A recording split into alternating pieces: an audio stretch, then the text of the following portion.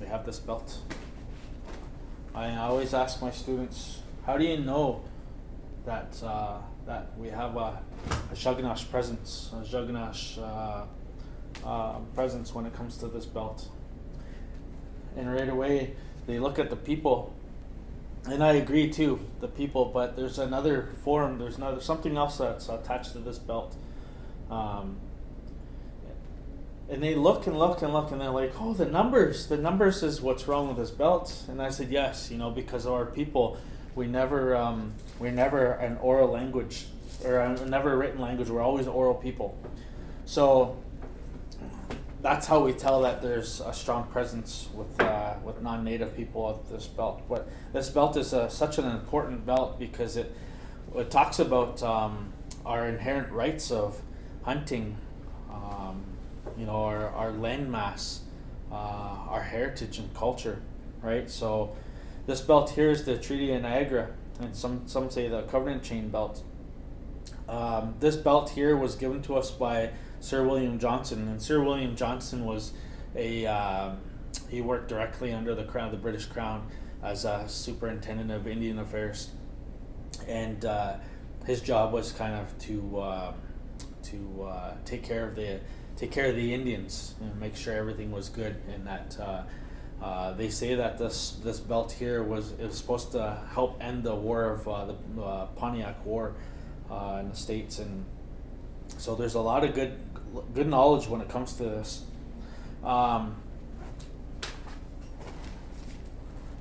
We have this belt, and when it comes to these two people, we have a partnership between the natives and non-natives.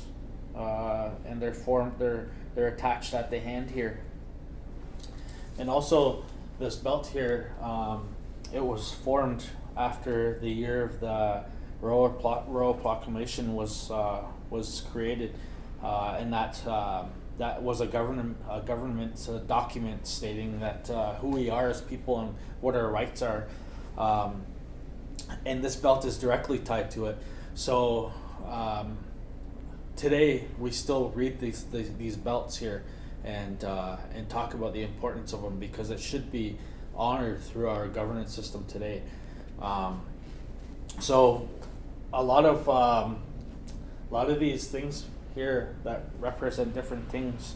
Some say that these are council fires, and this belt here has traveled to many different places, about in Sault Ste. Marie, Fort Detroit, Fort Montreal, a few other places, and so that the people could see what this belt is and what the meaning was.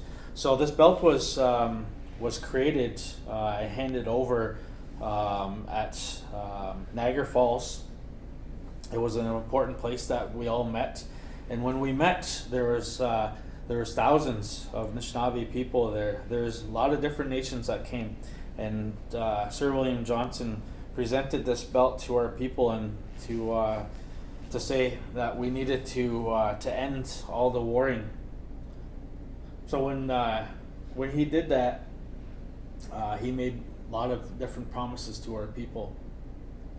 But when he did that, he says, okay, this belt here is going to we're going to give it to the Odawa, the Big Brother Odawa.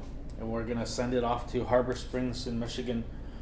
And we had chiefs there, not sure which chief said it, that they stood up and said, okay, this belt here, it needs to be with our Big Brother Odawa, but not at Harbor Springs. We need to send it to Michilimackinac and have it there. So he says, okay, so we'll have the belt there. And one end will be at Fort Michilimackinac, and the other one's going to be at my home. And any time that there's any kind of injustice or anything to your people, just give a tug at one side of this belt, and I'll feel the other side at my home, and then I'll know how to take care of you people. So this belt here was supposed to be one of the last belts, but it wasn't. And how we know that is because this belt, when we put it together, that the diamonds meet up again. That this agreement is a agreement that goes around in a circle forever. So this agreement here, the reason why we have these council fires here, we put the original belts didn't usually have the middle piece in there, but Sir William Johnson said it was this belt is such an important piece that we know how important the one dish with one spoon is. So we're going to incorporate that belt, and we're going to put it a part of this belt and create that same agreement, the importance to this belt as we do have with the one dish with one spoon.